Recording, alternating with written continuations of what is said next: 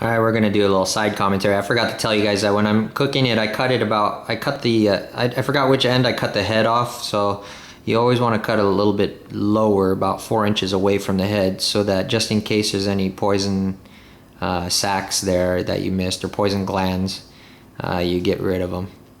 So I cut both ends, so I think it was like a 2-foot long snake is probably about one inch now.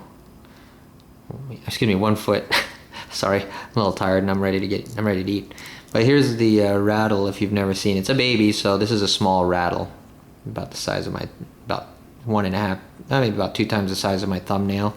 I've caught rattlesnakes where the rattle is like this. Pretty hefty size. That's a much older snake. And as you can see, the design is pretty interesting. It's really not a rattle in the way that you would think, where there are like little beads inside that are loose, that shake around. It's this first level, this yellowish level right here, has this next level built onto it, and when it shakes from side to side, the yellow, you can kind of see inside the yellow from this first one is inside the second clear one. So it kind of hits the sides of the rattle. So when it shakes, right now it's wet because I washed the snake before I took the rattle off. So yeah, it's not really rattling, but it kind of sounds like this when it rattles. Goes, but it's an effective sound.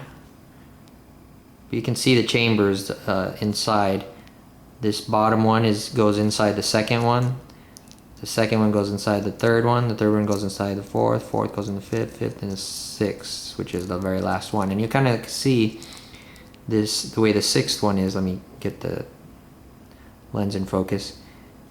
It's kind of arrowhead kind of design, where the next level would go on the outside on the top there. Of course, that's the end of it. So most likely the rattle forms from here.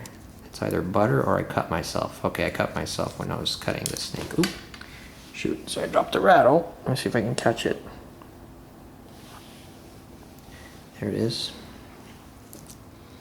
Anyway, so as this, I guess as the snake gets older, it's kind of like fingernails, it pushes this out.